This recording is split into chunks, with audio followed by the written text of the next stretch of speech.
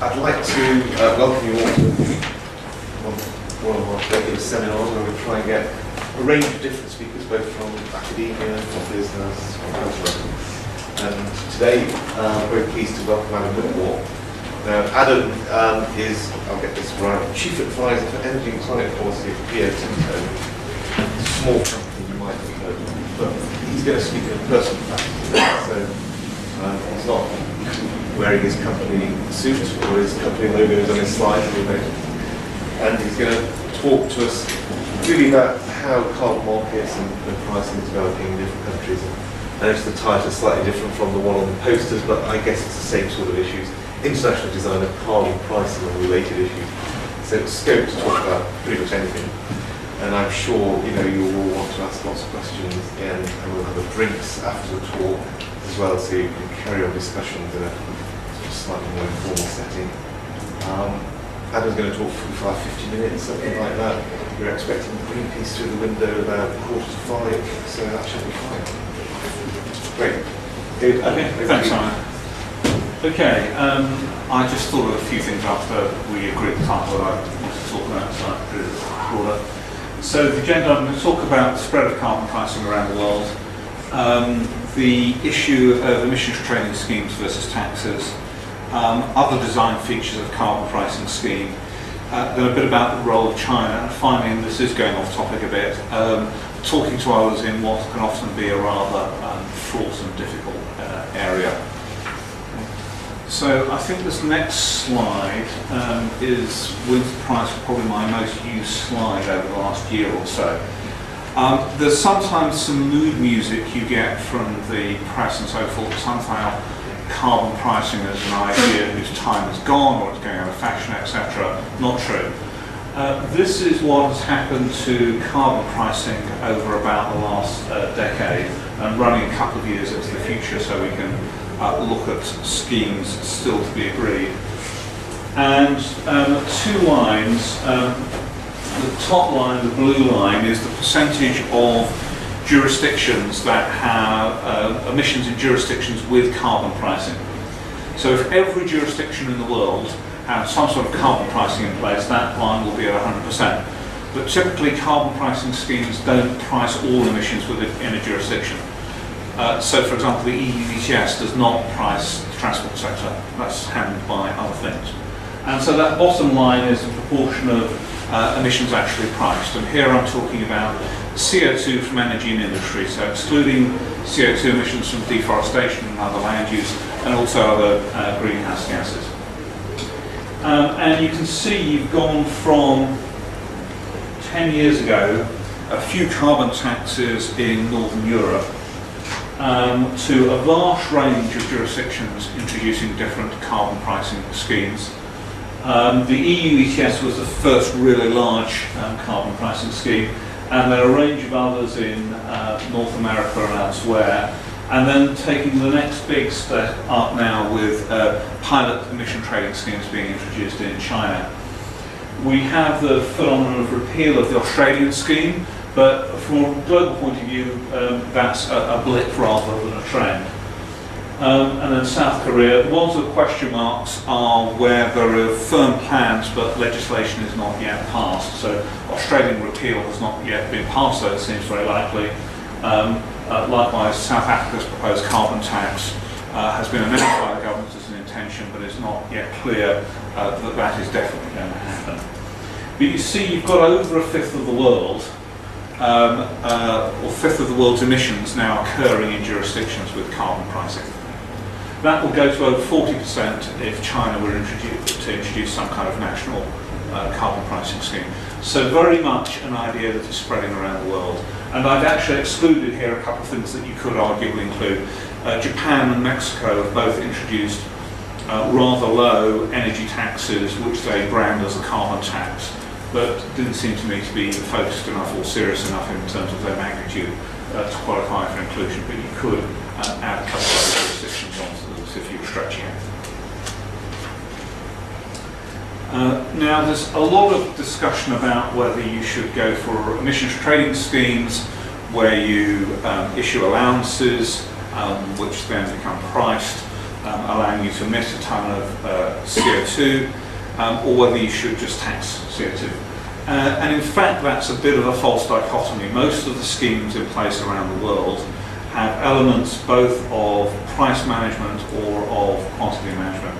Actually, by the way, could I just do a quick survey here? Who here will classify themselves as mainly coming from a sort of economics and policy background? Okay. And who mainly from a sort of engineering or technical background? Okay, about half and half, but perhaps with rather more engineers. So do feel free to interrupt and ask a question if I'm saying something that is too jargon written or whatever. But at one extreme, you can limit quantities. You can just issue a certain number of allowances. Those will be priced because they're scarce, and that caps the emissions, and you wind up with the price as a result. That's what that's going to be. At the other end of it, the other extreme, there is a tax which prices the emissions, and then the quantity of emissions is what it will be given that tax. Most schemes fall in between those two extremes. So you do have a pure carbon tax in British Columbia, and you do have a pure emissions trading scheme in the EU ETS, which has at the moment no elements of price management in it. But other schemes mix up the two. So, for example, in California and Quebec, you have a auction reserve price, which means that allowances don't sell below a certain price, and that effectively puts a floor on the price. You also have a reserve of allowances which become available to a higher price, and that can dampen price excursion upwards. Australia at the moment has a fixed price which escalates from $23 a tonne through the first 3 years. It was then intended that it would move to a floating price, but that now looks like it won't happen. Alberta is a different kind of trading scheme, but there with a price ceiling, there's a buyout where you can just pay $15 and that goes into a clean tech fund. So in fact, you'll hear endless debates if you get into this area as to whether taxes or trading are a better idea, and the answer is usually some combination or hybrid of those is actually the optimal instrument. The South African carbon tax, by the way, is an interesting example of how you can have a tax, but you can have some trading around that. So you're allowed to purchase offsets to fulfil some of your obligations rather than paying the tax if you so choose.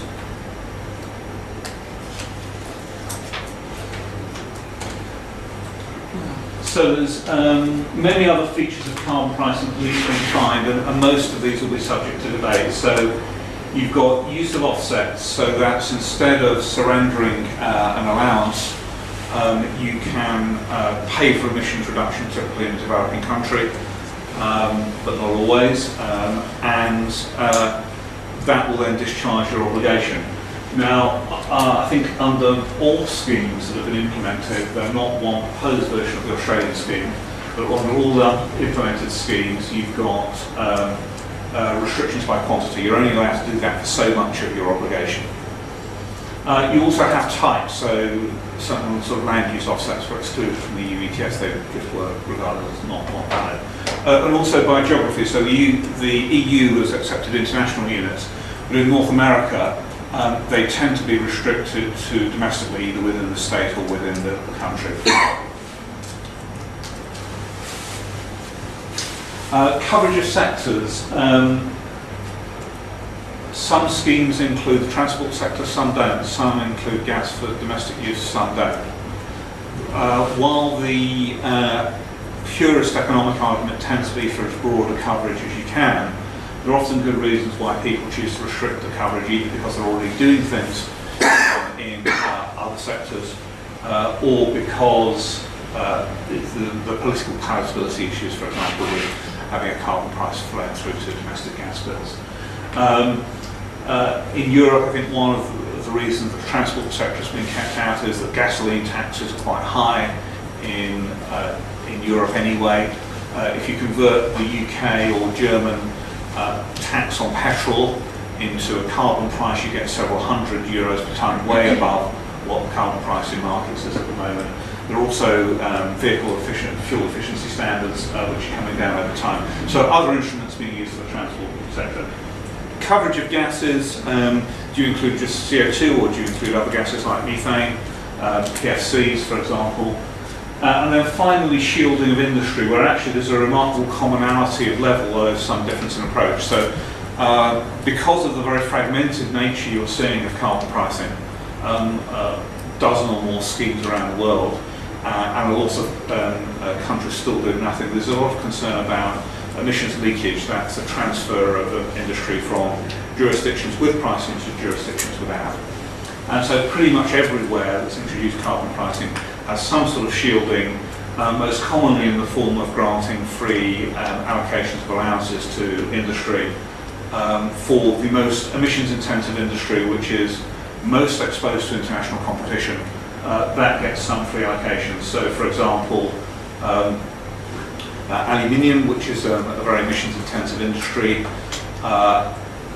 then in that particular case, it's because of the amount of electricity used, there's various forms of compensation available or shielding, which prevent those costs being borne in full because they can't be passed through. The price is set in world markets. There really is nothing you can do to increase the price, so otherwise you risk putting yourself at a competitive disadvantage. And to give you a sort of order of magnitude indication for an aluminium smelter using coal-fired electricity, that can easily amount to 10% or more of the total cost of the aluminium from carbon pricing. That's quite, for a bulk commodity, typically thin margins, that's quite a big hit to be taking.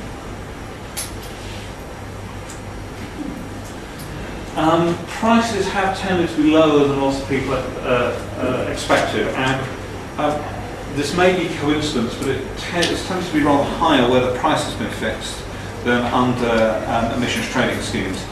So British Columbia, $30 a tonne.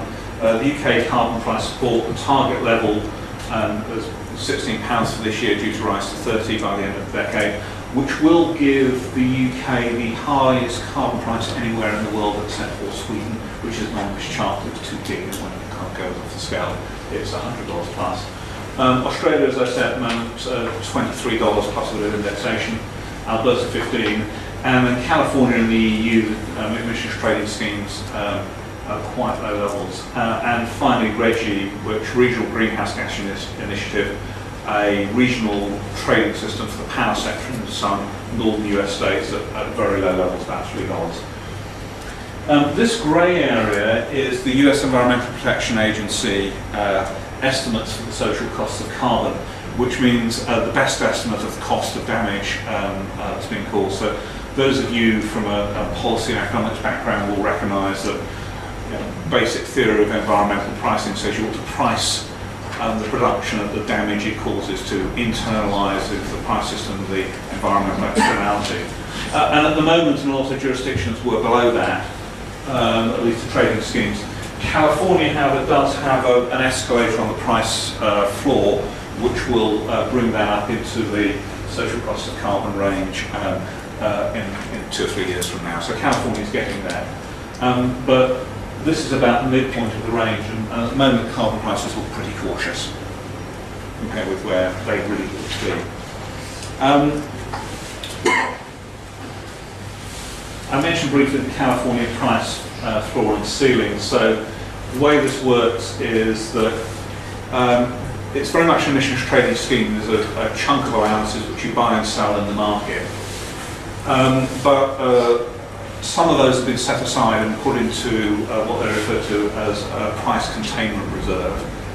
And if the price begins to rise to above threshold levels, and it's a stepped mechanism, so there are different thresholds at $40, $45 and $50 a tonne, again indexed to inflation plus a real term escalator of 5%. Additional allowances are made available to the market from the reserve, and that helps damp down price spikes if they occur. Once that reserve gets exhausted, then the price can go above those levels, but only when that reserve is exhausted. Likewise, at the bottom, there's a reserve price, rather like in the rebate auction. You put a reserve price because you don't want to sell your favourite family heirloom for £2 or whatever it might be. California's taken the decision it will not sell allowances for below $10 per tonne of CO2. again indexed. It's now 1071 this year, and it's just about to go up again. And that effectively puts the floor on the price by restricting supply. If the price then begins to rise, those have gone into reserve, so they can come back into the market again. So you've got a range of prices, a factor of about 4 on the price, from $10 up to 40, where the price is completely freely floating. If it begins to break those boundaries, you get, as you would in almost any market, you get a supply response. So if the price drops too low, the supply is reduced, and if the price goes high, then the supply is increased, just as you would see in a market for pretty much anything else. The EU ETS badly needs something like this, in my view, but this is a very politically contentious issue, and I suspect we may unfortunately not see it soon.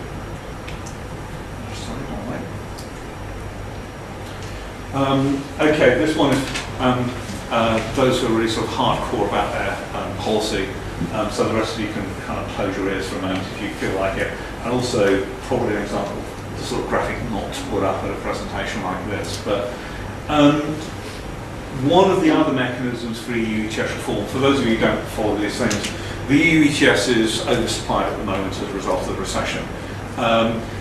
These lines here are, that's GDP as was expected when the EU ETS was put in, the present cap was set, and this is outturn GDP as given the recession. The European economy is now about 12% smaller than was expected when the caps were put in place, and that and a few other factors have led to a large oversupply of allowances.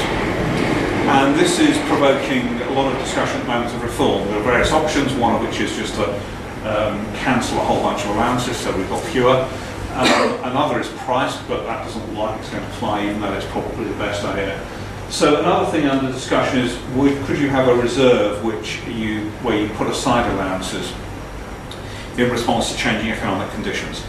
And that's what the green line is. It's actually a reserve. So here's the cap, and here's the actual emissions. That's the surplus that's been developed. And the idea is that you take the gap of GDP, or it could be some other indicator, it needs to be GDP, and say that if it's above or below expectations, you put allowances into a reserve or draw them down. So this is an illustration of how it might work. Because the economy is smaller than was expected, you're putting allowances into the reserve each year, and the reserve grows. But hypothetically, from the 2020s, you've got growth above expectations, and you draw allowances down, and the reserve begins to shrink. It's another of the mechanisms up for discussion at the moment. This is actually quite novel. Nobody's done this yet or really looked at it very closely. And I think there's some interesting work to be done on whether that's a good idea. I genuinely don't have a view on whether that's a good idea. I do have a view that's actually an interesting one and hasn't been discussed before. Excuse me, what is the reserve one? So what's the reserve one? The Reserve one, the green one. The green one is the number of allowances in the. This is the annual amount of allowances pulled to or from the reserve, and this is the cumulative total. So somebody did warn me about that, and now I'm considered to ignore it. So this is the annual number being put in, and therefore this is the cumulative total here.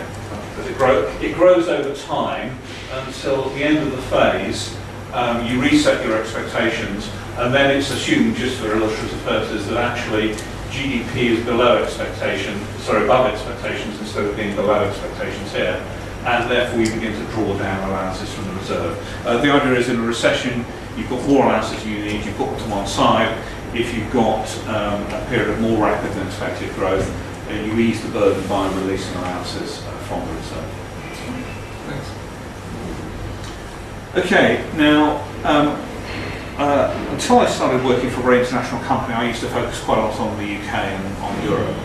And I've noticed since I worked for a very international company that there's a tendency in Europe to be quite inward-looking, and in particular, those responsible for the EU ETS, who were the pioneers, don't seem to have realised other countries, other jurisdictions, like California, have caught up and in some cases overtaken them in terms of the sophistication of what they're doing. And I think badly need to learn some lessons. The other thing that becomes very obvious as you adopt a more international perspective is the importance of China in all of this. And so I'm going to talk a little bit about what's happening in China. So why does China matter? This is modelling done by MIT, which showed just how important it is to have China doing something in this area. Here's a reference case. I do nothing case. Supposing only China takes action, it lowers the outturn temperature versus a reference business as usual case by 1.3 degrees. So the global average temperature in equilibrium, it might be about 2100, I'm not sure if those are 2100 or equilibrium temperatures, is 1.3 degrees lower. On the other hand, if you put the world on a 550 ppm stabilisation target, but leave China out, you get an extra degree of warming. This is in a way not too surprising. China is a very large proportion of world emissions, around about a fifth. So having a fifth of world emissions doing something or doing nothing is a huge effect. And by the way, again, it's growing still. So almost nothing matters more to solving the climate change problem than getting things happening in China. The good news is there are lots of reasons why we can expect this to continue to happen as it's beginning to. And some of those are factors directly related to climate change, and some are wider policy objectives which are correlated with action on climate. So firstly, there's concern about stability is a big issue in China, and climate change is liable to affect water and agriculture, sensitive areas in China, and therefore climate change is viewed as quite a serious threat in that respect. The other thing is that actually a lot of the Chinese economy is pretty actually inefficient in its use of energy and its emissions. It's therefore often cheaper to fix things in China than it is elsewhere. And for that reason, the cost of actually doing something are rather lower. Finally, thirdly, as you've just seen, China's own actions can be of sufficient scale to affect the outcome. So if New Zealand has a really, really tough emissions reduction regime, that's great, but it doesn't have a huge effect on the global total. If China does something, it has a huge effect on the global total. And also that is probably leveraged because they can affect others' actions. So a bunch of reasons there to do with the climate change problem itself. But there are also a number of other objectives in China which are very well correlated with action on climate, and put bluntly and crudely, getting out of coal, which is the major source of energy in China at the moment. Firstly, reform is looking towards a more service-based, less energy-intensive, more consumption-driven sort of a growth model. Very compatible with getting your emissions intensity down. Other policy priorities, air quality is obviously, local air quality is obviously a huge issue in China at the moment. Again, doing something about climate change emissions, particularly doing something about coal, helps enormously in that respect. Wide disparity of provincial income levels, economic development in China, but if you want, you can use this as a way of balancing regional incomes and regional interests, and effectively give a more lenient cap to the poorer provinces in the south and the west, and get the rich provinces to pay them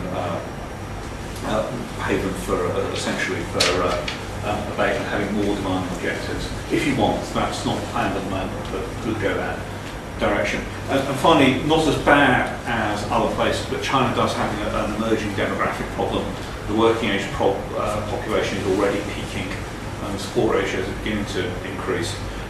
So over the longer term, you can begin to see that the need to raise money will be an important factor, as it is in many other jurisdictions, not least the UK, where the carbon price support mechanism found its biggest fans not in DEC or in DAFRA, but in the Treasury.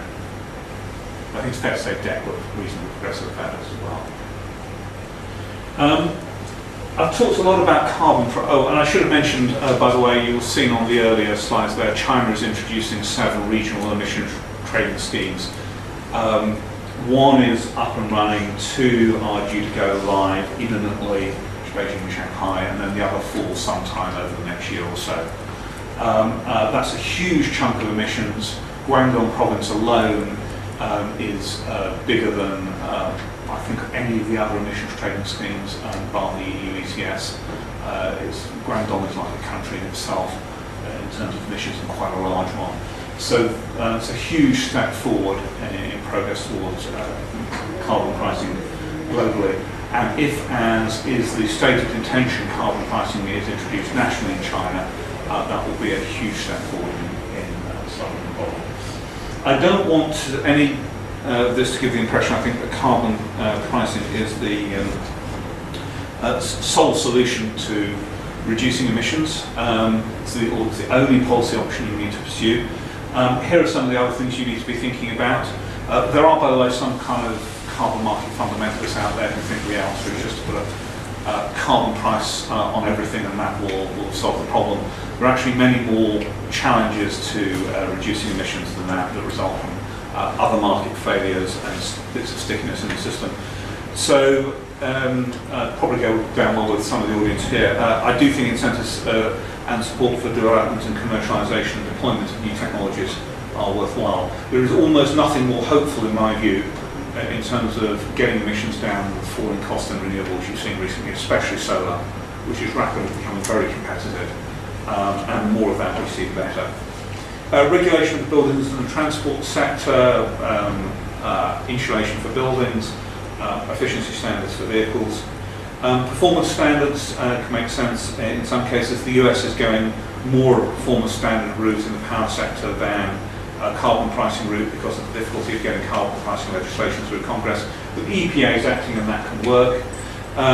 Sometimes you need common infrastructure, charging networks for electric vehicles, that kind of thing. It remains the case that poorer people spend a much larger proportion of their income on energy and heating in particular, lighting, and that makes them vulnerable because all of this costs money, and that means that on the whole energy prices are going to rise. And so you do need to make sure the insistence is in place for those vulnerable consumers. The good news is that there's plenty of revenue if you're going a carbon pricing approach to fund that. So carbon pricing will typically raise quite a lot of revenue from quite a broad base of consumers, both poor and well off, commercial sector, supermarkets and so forth, industry, etc. That gives a lot of revenue to be targeted if you want to vulnerable consumers. And some of the ways that has been done, so for example in Australia they had a mixture of direct support for vulnerable consumers plus tax breaks for everybody, shown it can be made to work quite well actually, and the same is surely true here. And finally, education and information helps those by no means enough. I'm now going to go slightly into unconventional area, but I hope it will stay with me. If you like, this is a perspective of okay, that sounds fine, but how do you make it happen? And what makes sense in MIT or Harvard or Imperial College will not necessarily be considered optimal policy if you can't actually implement it in Washington DC or London. So how are you actually going to bring people along with this? Because this is a multi-decade sort of effort. It is quite expensive, and the benefits are indirect and somewhere in the future. So it's a difficult challenge bringing people along. And then we'll ask you, which statement do you prefer? So here's a statement which would come out of a lot of the modelling, including a recent paper by Imperial, which actually came out with a slightly lower number than this. But so, decarbonising the economy will cost only around 2% of GDP, equivalent to only about 1 year's growth over the next 50 years or so. So the gross cost, so not counting the benefits of the reduced climate change, which are obviously substantial, you can spend about 2% per annum, which is the amount the economy typically grows in a year, over the next 50 years. So the economy, instead of the economy left for all other things, instead of getting to a certain point in 2059, 2060, you get there, 2059, you get there in 2060. You're a year behind. That doesn't sound too bad. What's the problem? We can do that, can't you? So that's one way of framing it. if you see a headline in the Daily Mail saying Green measures to put £1,100 a year on bills for the average household, that's basically the same message. Because with GDP of about 1.6 trillion and 27 million households in this country, that works out at about £1,100 per household.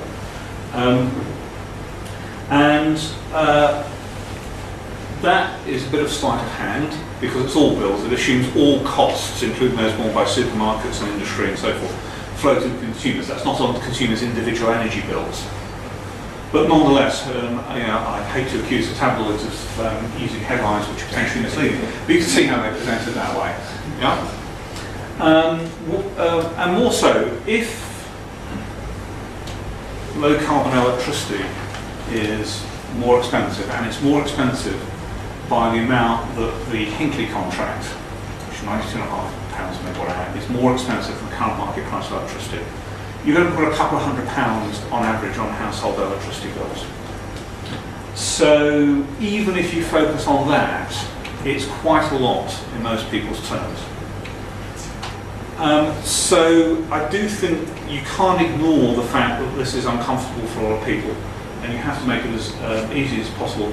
So, for example, in British Columbia, where there have been very explicit efforts to make the carbon tax there revenue neutral, to explicitly recycle the revenue, it's gained much more political support than it would otherwise be likely to have done. So you've got to look at the whole package, and one of the problems in this country, unlike much of North America, is that earmarking of taxes, hypothecation, as we can call it here, is much less common, and is basically against 300 years of Treasury tradition where they think they know where best.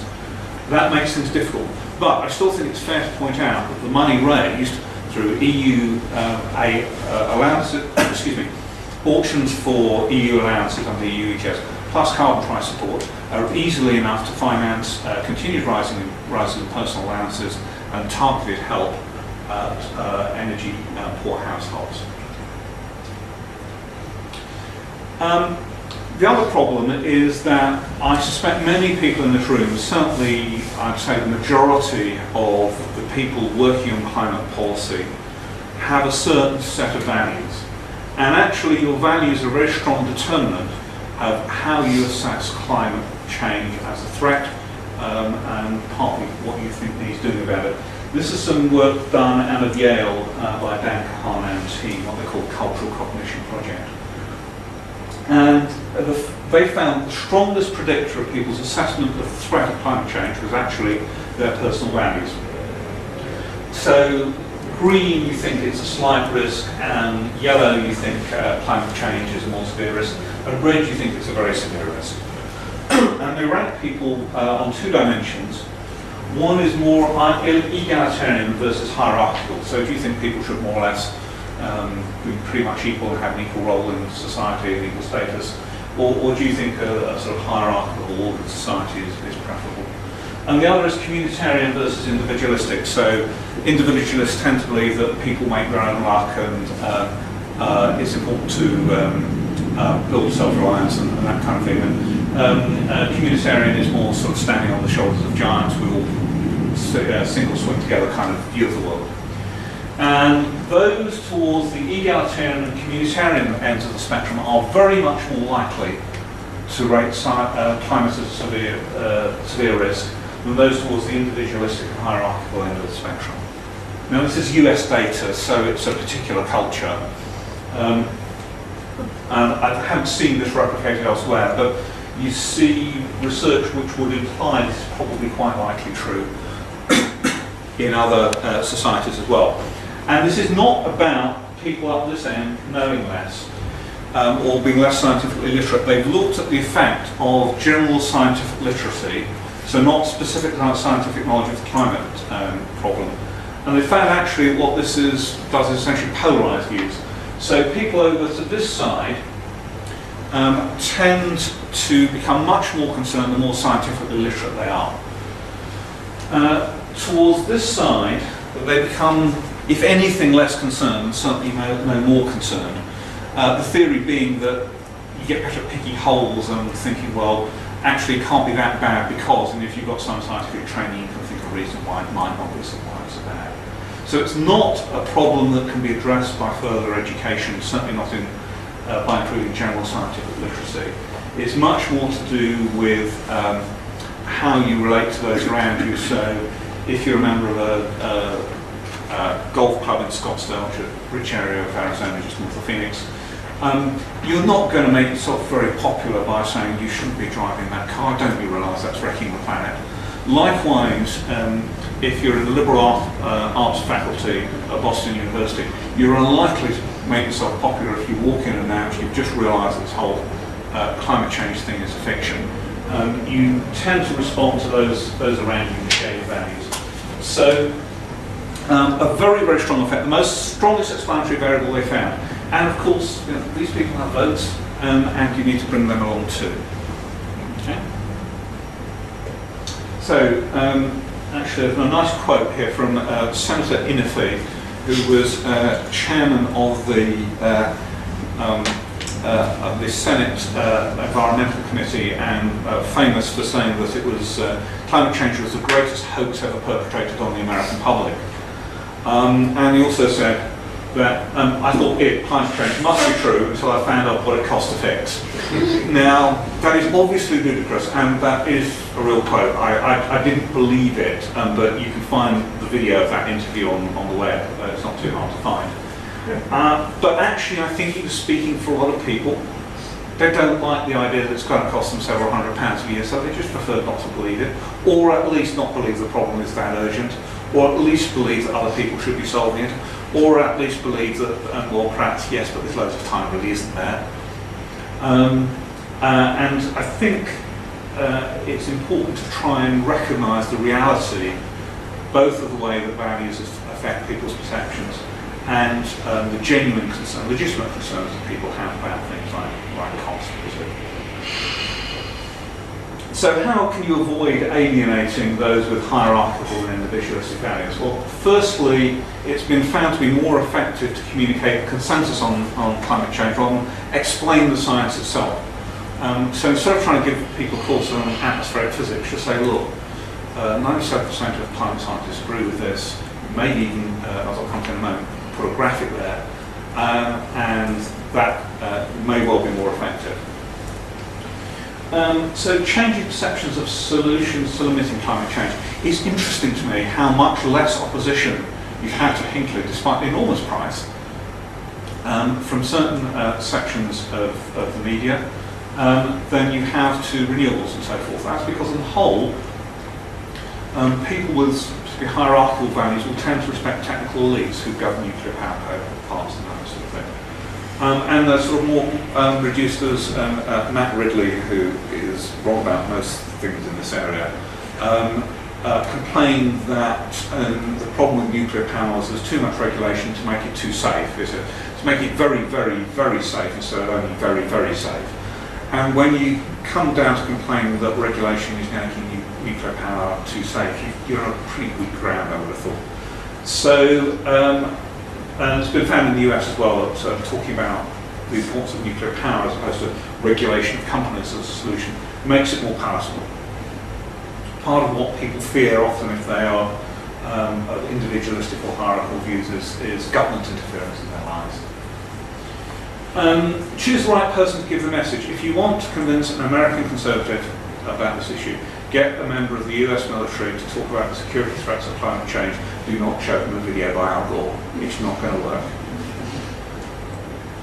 Framing the story affects responses around the issues. So if you talk about threats to public health, that's much more powerful than talking about it in the abstract. We can point to co-benefits like warmer homes. It can work the other way. I was just talking to Simon over lunch actually. It is deeply irritating that the media is framing the debate at the moment about energy bills in terms of green levies. One of the things that's most irritating is over half, or at least half of what is being classified as a green levy is nothing of the sort. It's social programs basically helping people to keep warm, warm homes, eco, etc. Yet somehow that's been branded a green levy, very unhelpful both to getting people to accept the need for action on climate change and also for these programs which are clearly socially valuable. And finally, graphical information can be more effective than text, and full spectrum, i.e. using a range of means of communication, can be more effective still. So there's a range of things you can do to communicate with people, and it's important to talk to people who don't agree with you on this issue, and to try and persuade them. Otherwise, the scale of the challenge is such it's not going to be met. And this ought not to be too difficult, at least for those who conform to values which I would call traditionally conservative. I think the most difficult group to deal with are libertarians, who believe essentially all taxation is theft, all government are beyond the night watchman status and intrusion on rights. That's a difficult group to convince. But for traditional conservatives, there is actually a long-standing history of concern for the environment. I've got some quotes to end with here, which make you realise why this shouldn't make me realise why this should not really be a left-right issue. It's much more, to my mind, about a division within the right and centre spectrum between conservatives and libertarians. So this is Richard Nixon, who I believe was actually the president who passed the Clean Air Act in the US and established the Environmental Protection Agency. And he's basically making a case here for what we would now call pricing externalities. We can no longer afford to consider air and water common property, free to be abused by anyone without regard to consequences. Instead, we should begin to treat them as scarce resources, which are no more free to contaminate than we are free to throw garbage into our neighbour's yard. That's not a bad case for introducing an emissions trading scheme, I would have thought. This is Ronald Reagan. Fair point. What is a conservative after all? But one who conserves. And then goes on to talk about committing to protecting and holding those things by which we live. Conserve the land on which we live. This is our patrimony, this is what we leave to our children. Conservation, legacy, etc. is an important part of traditional conservatism, and very powerful in the context of climate change. Responsibility to leave things better, as good as or better than we found them. One characteristic of this, which I think is important, is a lot of conservatism is about protection of the local environment, that where you live, safeguarding the home, that kind of thing.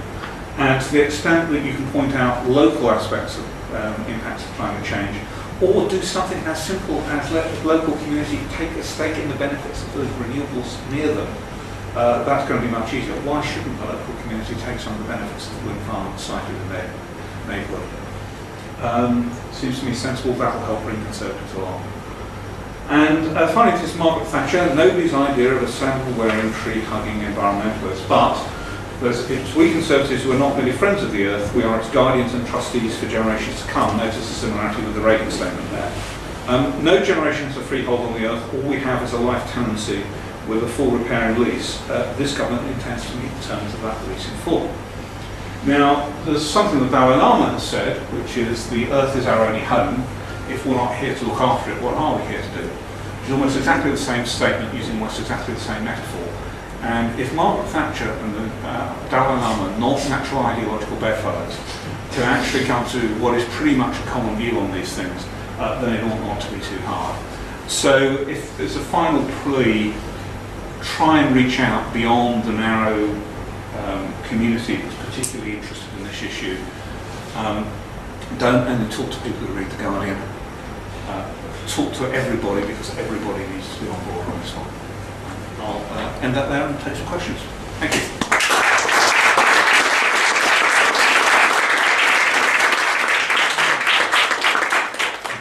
Sorry, last plug. I have a blog.